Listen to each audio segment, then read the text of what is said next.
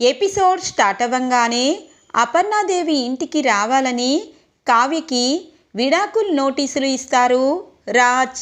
ఇదంతా చూసిన సీతారామయ్య గారు ఇందిరాదేవి రాజ్ చెంప పగలగొట్టి ఇక కావ్యని అడుగుతూ ఉంటారు.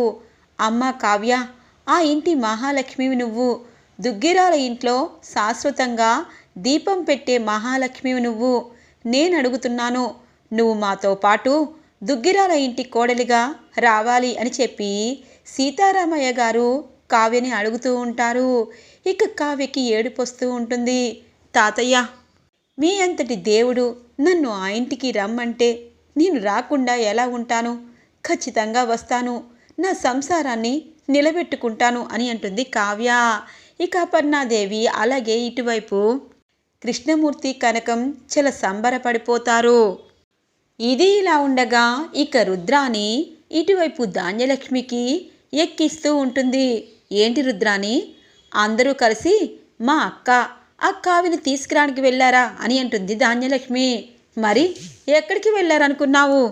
నీ కొడుకు, నీ మొగుడు, నువ్వు ఎప్పటికీ వీళ్ళకి పనికిరారు ధాన్యలక్ష్మి.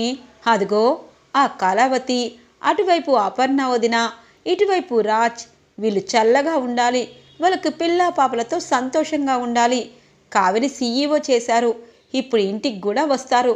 కావాలంటే నా గెస్ ప్రకారం వాళ్ళందరూ ఇంటికి రావడంలో తేలి మునుగుతున్నారు అని అంటుంది రుద్రాని. రాని రాని, నేను ఈరోజు ఏంటి అని చూపిస్తాను. నాకు ఈ ఆస్తి పంపకాలు జరగాలి. నా కొడుకు అక్కడ కష్టపడుతూ ఉంటే వీళ్ళు మాత్రం వీళ్ళ మంచి చెడ్డలు చూసుకుంటారా అని అంటుంది రుద్రానితో ధాన్యలక్ష్మి. ఇది ఇలా ఉండగా రాజ్ ఒంటరిగా కారులో చాలా దూరం ప్రయాణం చేస్తూ ఉంటారు. ఇక రాజ్ ఆలోచిస్తూ ఉంటారు. ఎందుకు ఈ రాజ్ ఇంత మూర్ఖంగా ఉన్నాడు? ఎందుకు కళావతిని అర్థం చేసుకోవటం లేదు? ఆ భగవంతుడు ఎందుకు నాకు ఈ వ్యాధి తీసుకురావాలి అని తన మనసులో ఎన్నో రోజుల నుండి గూడు కట్టుకుంటున్న ఒక ఆలోచనకి తెరలేపుతారు. చాలా రోజుల నుండి రాజ్కి మనం చూస్తూ ఉన్నాము. రాజ్లో ఎంతో మార్పు వచ్చింది. కావ్య తప్పు లేకపోయినా సరే కావ్య ఇంటికి రాకూడదు, ఇంటి కోడలుగా ఉండకూడదని తనని వెలవేస్తూనే ఉన్నారు. అసలు రాజ్ ఎందుకు మారిపోయారు? రాజ్కి ఏమైంది అని చెప్పి చాలా రోజుల నుండి అందరికీ ఒక ప్రశ్న మొదలైంది. ఈరోజు రాజ్ తన నోటి వెంటే మౌనంగా తనకున్న వ్యాధిని బయట పెట్టబోతున్నారు. కార్ని చాలా దూరం నడిపాక ఆపి ఇక ఆకాశం వైపు చూసి అరుస్తూ ఉంటారు. ఎందుకు నాకు ఇంత వ్యాధి తెచ్చావు? నిజంగా నేను చనిపోతానా? నా కళావతి నేను చనిపోయాక ఎలా బ్రతుకుతుంది? ఇప్పుడే నన్ను వదిలి ఉండటం లేదు. ఆ ఇంటి కోసం అన్నీ చేస్తుంది. కానీ భగవంతుడు నాకు క్యాన్సర్ అనే రూపాన్ని ఎందుకు వ్యాధిగా ఇచ్చాడు? మమ్మీ డాడీకి నేనంటే ప్రాణం, తాతయ్య నాయనమ్మకి నేనే వారసుడిని అంటారు. అలాగే విలువలు, భార్య విలువ, భార్యపై చేయి చేసుకోకూడదు, ఇలాంటి విలువలు ఎన్నో తెలిసిన నాకు, భార్యని పుట్టింట్లోనే వదులుకోవాలనుకుంటున్న నాకు ఇప్పుడు ఈ వ్యాధితో ఆ భగవంతుడు ఏం చెయ్యాలనుకుంటున్నాడు? నిజమే, క్యాన్సర్ అని డ్రామా ఆడచ్చు, కానీ క్యాన్సరే. ఇంకొక 3 నెలల్లో నేను చనిపోతాను. పైకి ఇలా ఉన్నా లోపల మాత్రం నా వ్యాధి నాకు తెలుస్తుంది అని చెప్పి రాజ్ మనసులో బాధని ఇక ఆకాశం వైపు చెప్పుకుంటూ బాధపడుతూ ఉంటారు. ఇది ఇలా ఉండగా దుగ్గిరాల ఇంటికి ఇక అపర్ణాదేవి, ఇందిరాదేవి చేరుకుంటారు. వాళ్ళిద్దరిని చూడగానే రుద్రాని ధాన్యలక్ష్మితో అంటుంది, చూసావా, ఇంకా నేను చెప్పింది అబద్ధమని అంటావేమో అనుకున్నాను. ఇద్దరూ వచ్చేశారు, వాళ్ళదే రాజ్యం అని అంటుంది రుద్రాని. ఇక అపర్ణాదేవి, ఇందిరాదేవి ఇంటికి రావడంతో ఇక ధాన్యలక్ష్మి వాళ్ళిద్దరి వైపు చూస్తుంది. అత్తయ్య అని అంటుంది. ఏంటి ధాన్యలక్ష్మి, మళ్ళీ ఈ రుద్రాని నీ చెవులు ఏమైనా పొడిచిందా అని అంటుంది. తను పొడవడం కాదు, ఇప్పుడు చెప్తున్నాను, మర్యాదగా అందరికీ చెప్తున్నాను. ఈ ఆస్తిని మీరు పంపకాలు జరగకపోతే నేను ఈ నట్టింట్లో ఊరేసుకొని చేస్తాను. నా కొడుకు అక్కడ తిప్పలు పడుతూ ఉంటే ఇక్కడ పట్టు చీరలు కట్టుకొని మీకు నచ్చిన వాళ్ళని ఇంట్లో పెట్టుకొని నచ్చని వాళ్ళని బయటికి గెంటేసి మీకు నచ్చినట్టు మీరు ఉంటే ఇక నేనెందుకు, అందుకే నేను చచ్చిపోతున్నాను అని చెప్పి ఇక ధాన్యలక్ష్మి బెదిరిస్తూ ఉంటుంది.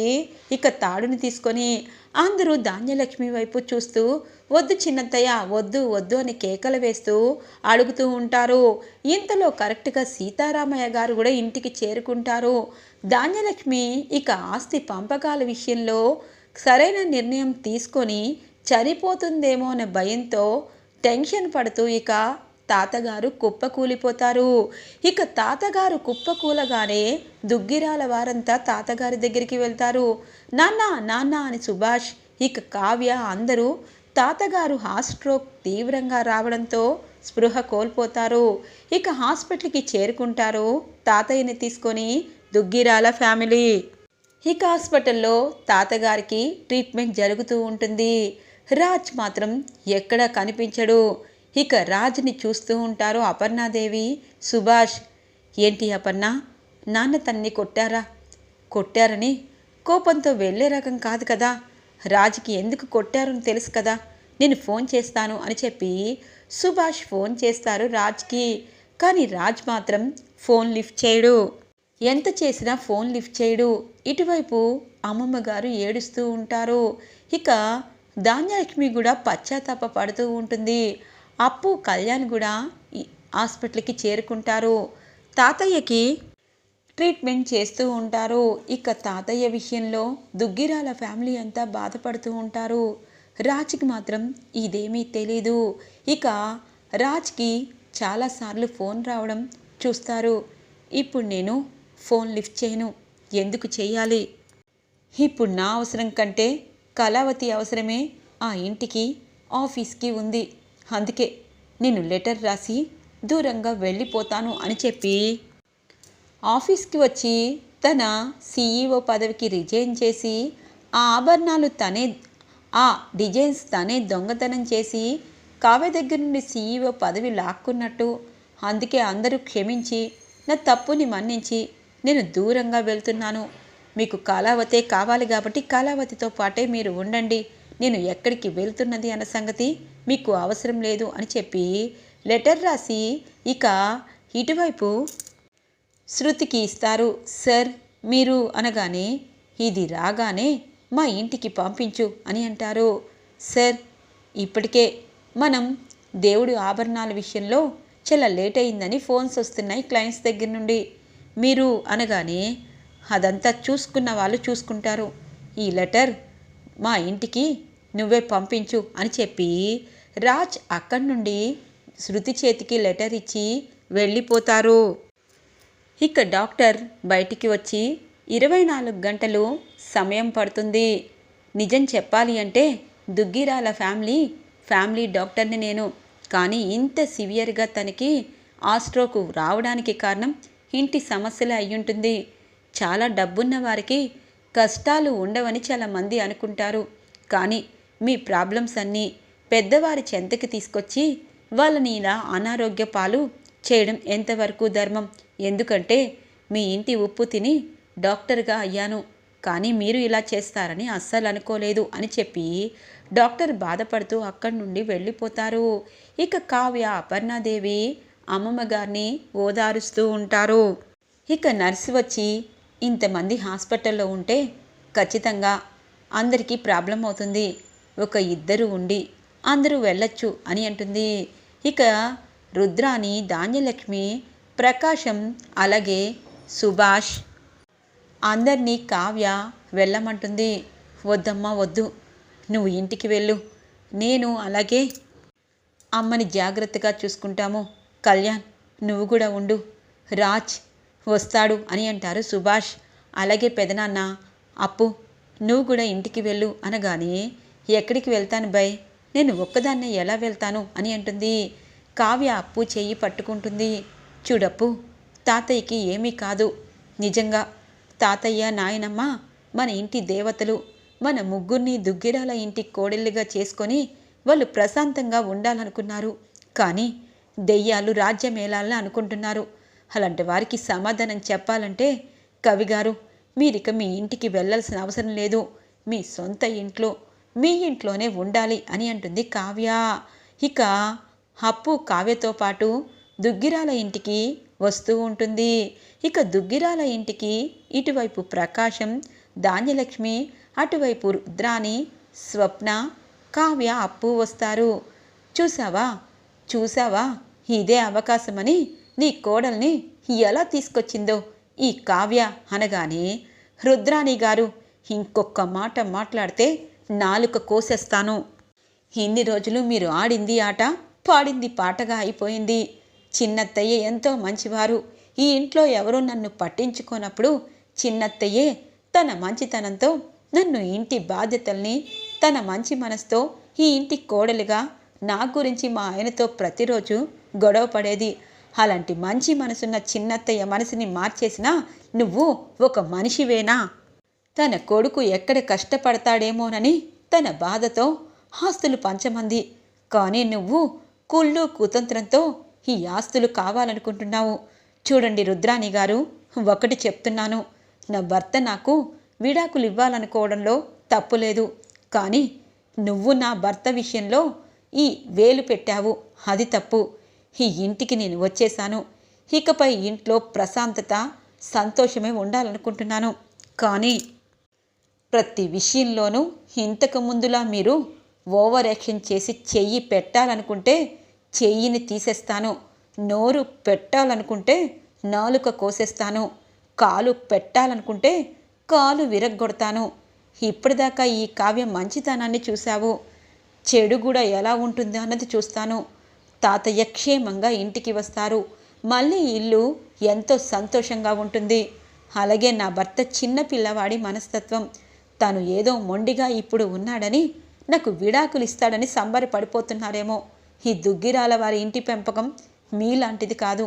మీరు మీ కొడుకుని గాలికి వదిలేసినట్టు వదిలేసి పని మనిషి, ఈ మనిషి, ఆ మనిషి, వంట మనిషి అని తేడా లేకుండా ఎవరైనా ఆడపిల్లే కదా అని తనతో తిరగాలనుకుంటారు.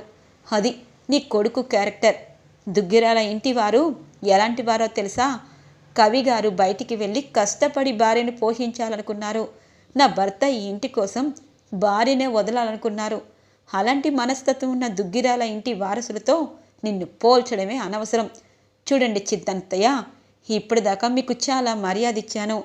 తాతయ్య ప్రాణాపాయ స్థితి నుండి బయటపడ్డాక అప్పుడు మీకు సమాధానం చెప్తాను. అప్పు, నీ రూమ్లోకి వెళ్ళు అని అంటుంది కావ్య. తెల్లగా తెల్లవారుతుంది. సీతారామయ్య గారికి మెలకు వస్తుంది. ఇక ఇందిరాదేవి అలాగే సుభాష్, కళ్యాణ్ టెన్షన్ పడుతూ ఉంటారు. డాక్టర్ వస్తారు. చూడండమ్మా, మీరు దేవుడికి వేడుకున్నారు. ఆ వేడుక దేవుడికి అర్థమైంది. సీతారామయ్య గారు బ్రతికి బట్ట కట్టారు. ఇంకెప్పుడు ఇలాంటివి మీరు చేయవద్దు అని చెప్పి డాక్టర్ అన్ని పరీక్షలు చేయడానికి సిద్ధమయ్యి రిపోర్ట్స్ అన్నీ ఇక సుభాష్ చేతికిస్తారు. సీతారామయ్య గారు కన్ను తెరుస్తారు. ఇందిరాదేవి పరుగు పరుగున ఇక వార్డుకొచ్చి, బావా నన్ను వదిలి వెళ్ళిపోవాలనుకుంటున్నావా? ఎన్నో సమస్యలు ఉన్నా, క్యాన్సర్ని జయించినా ఈ గుండె ఎందుకు కుప్పకూలింది? ఆస్తి పంపకాలు నువ్వు జరిపితేనే జరుగుతాయి. తను అలా చేసినందుకు నువ్వు ఎందుకు అలా చేస్తావు అని అంటుంది.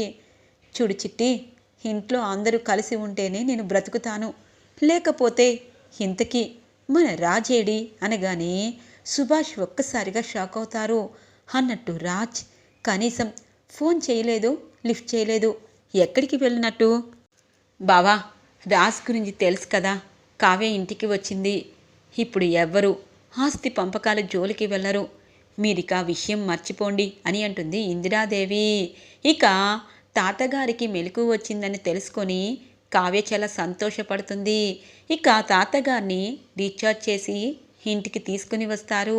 రాజ్ కోసం అందరూ ఎదురు చూస్తూ ఉంటారు.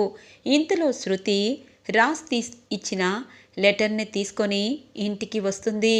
ఇక శృతిని చూసి షాక్ అవుతుంది కావ్య. శృతి, ఇప్పుడేంటి? తాతయ్య గారికి బాగానే ఉంది అని అంటుంది. మేడం, రాజ్ సార్ నిన్న ఈ లెటర్ ఇచ్చి వెళ్ళిపోయారు. అలాగే సార్కి ఇప్పుడు బాగానే ఉంది కదా అని అంటుంది. లెటరా? ఏంటి అని అంటుంది కావ్య. ఏమో మేడం అని చెప్పి ఇక అనేసరికి ఒక్కసారిగా కావ్య టెన్షన్ పడుతుంది. ఇప్పుడు ఈ లెటర్ గురించి తాతయ్యకి తెలిస్తే మళ్ళీ హాస్పిటల్కి వెళ్ళాల్సిన అవసరం వస్తుంది. ఇప్పుడు ఈ లెటర్ వచ్చిన సంగతి ఎవరికి తెలియకూడదు. శృతి, నేను చూస్తాలే, నువ్వు వెళ్ళు అని అంటుంది. ఇక గుమ్మం దగ్గరే కావ్య శృతిని బయటికి పంపిస్తుంది. ఇక ఇంట్లో వాళ్ళందరూ అన్నట్టు రాజ్ అలిగి వెళ్ళిపోవడం ఏంటి, ఫోన్ ఎత్తకపోవడం ఏంటి, ఏంటండి ఇది అని అంటారు అపర్ణాదేవి. చూడమ్మా కోడలా, రాజ్ కోపం తెలిసిందే కదా, కళావతిపై మొండితలదా ఉన్నారు. ఇక్కడికి వచ్చాడు. నాకు ఆరోగ్యం బాగోలేదని కూడా నా మనవడికి తెలీదు. లేక పరుగున హాస్పిటల్కి వచ్చి ఇదంతా కళావతి గురించే జరిగిందని చెప్పి మళ్ళీ నా మనవరాల్ని తప్పు పట్టేవాడు. అందుకే ఎక్కడో అలిగి ఉన్నాడు, వచ్చేస్తాళ్లే, నేను ఇప్పుడు బాగానే ఉన్నాను అని చెప్పి కళ్యాణ్ అప్పుని దగ్గరికి రమ్మని, ఇంకెప్పుడు ఇంటిని వదిలి వెళ్ళొద్దు, మీ అమ్మని బాధ పెట్టద్దు, ఈ ఆస్తి పంపకాలు ఎప్పటికీ జరగకూడదు, నా ప్రాణం పోయాక మీరు ఏం చేసినా నేను ఇక్కడ ఉండను కాబట్టి నా ప్రాణం ఉన్నంతకాలం మీరందరూ కలిసికట్టుగా నా ఇంట్లోనే ఉండాలి, అదే ఈ సీతారామయ్య గారు కోరుకున్నది అని చెప్పి ఇక చిట్టి తనని పట్టుకుంటూ లోపలికి అడుగులు వేస్తూ చెప్పుకుంటూ వెళ్ళిపోతారు సీతారామయ్య గారు. ఇక కావ్య, ఈయన ఎక్కడికి వెళ్ళారు, ఆయన లెటర్ ఇచ్చి వెళ్ళారు, ఇప్పుడు ఈ లెటర్ వీళ్ళకి తెలిసిందంటే ఇంకంతే అని చెప్పి గబగబా తన రూమ్కి వస్తుంది. రూమ్ అంతా చూస్తుంది. రాజ్ బెడ్ పక్కన తన ఫోటోని చూస్తుంది. దుండు కింద కావ్య ఫోటోని చూసి షాక్ అవుతుంది. అంటే నేనంటే ఇంత ఇష్టపడుతున్నారు, మరెందుకు నాకు విడాకులు ఇవ్వాలనుకుంటున్నారు, నా ముఖమే చూడాలని ఎందుకు అనుకోవటం లేదు, నేను చేసే ప్రతి పనిని తప్పెందుకు పడుతున్నారు, ఏమైంది మీకు అని చెప్పి లెటర్ గబగబా చదువుతూ ఉంటుంది కావ్య. డియర్ కళావతి, నువ్వే గెలిచావు, ఈ రాజ్ ఓడిపోయాడు. ఇప్పుడు నా అవసరం కంటే ఇంటికి ఆఫీస్కి నీ అవసరమే ఎక్కువ. అందుకే మీ అందరికీ దూరంగా నేను వెళ్ళిపోతున్నాను. నువ్వే ఇంటి బాధ్యతని చక్కగా ముందుకు తీసుకువెళ్తావని మా నాయనమ్మ తాతయ్య అనుకున్నారు కదా, ఆ విషయం నువ్వు నిరూపించుకో. అలాగే నీ దగ్గర దొంగతనం చేసిన ఆ డిజైన్స్ కూడా పలానా ప్లేస్లో ఆభరణాలు రెడీ చేస్తున్నాను. గుడికి ఆభరణాలు కూడా నీ చేతుల మీదే ఇవ్వు. ఎందుకంటే మా తాతయ్య, నాయనమ్మ, మా మమ్మీ, మా డాడీ సంతోషపడతారు. అందుకే నువ్వు ఇంటికి వస్తే నేను బయటకు వెళ్ళాలని నిర్ణయించుకున్నాను. అందుకే విలువలేని చోట నేను ఉండాలనుకోవటం లేదు. నా గురించి నువ్వు ఎక్కువగా ఆలోచించద్దు. నేను ఎక్కడో ఒక చోట ప్రశాంతంగా ఉంటాను అని చెప్పి ఇక లెటర్లో ఉంటుంది. ఒక్కసారిగా కుప్పకూలిపోతుంది కావ్య. ఇదేంటండి, ఈ ఇంటికి నాకు దేనికి సంబంధం, మీరు లేకపోతే ఈ ఇంట్లో నేనెవరిని, ఏవండి అని చెప్పి ఫోన్ చేయబోతూ ఉంటే ఫోన్ స్విచ్ ఆఫ్ వస్తుంది. కావ్యకేమీ అర్థం కాదు. ఇప్పుడు ఆయన ఎక్కడికి వెళ్ళారు అన్న సంగతి ఎవరికైనా చెప్తే అటు అత్తయ్యకి హార్ట్ ప్రాబ్లం ఉంది, ఇటు తాతయ్య గారి పరిస్థితి క్రిటికల్గా ఉండి ఇప్పుడే బయటికి వచ్చారు. ఇప్పుడు ఇంట్లో అందరూ ఆయన ఎక్కడికి వెళ్ళారో తెలియక మళ్ళీ టెన్షన్ పడతారు. లేదు, నేనే ఆయన్ని ఎలాగైనా ఇంటికి తీసుకువస్తాను, నేనే ఆయనకి విడాకులు ఇస్తాను. నేనంటే ఇష్టం లేదని చెప్పి దుండి కింద నా ఫోటో పెట్టుకుని చూసుకునే అంత ఇష్టం ఉందని తెలిసి ఇక మిమ్మల్ని బాధ పెట్టాలని అనుకోవటం లేదు. నేను ఇంటిని అలాగే ఆఫీస్ని చక్కదిద్దుతానని మీకు తెలుసు. కానీ మీకు అవమానం జరుగుతుంది, నా వల్ల అవమానం జరుగుతుంది. అందుకే మీరు దూరంగా వెళ్ళిపోతున్నారు. ఇక మిమ్మల్ని వెళ్ళనివ్వను, మిమ్మల్ని వెతుకుతాను అని చెప్పి పాపం కావ్య బాధపడుతూ ఇక అక్కడే ఏడుస్తూ ఉంటుంది.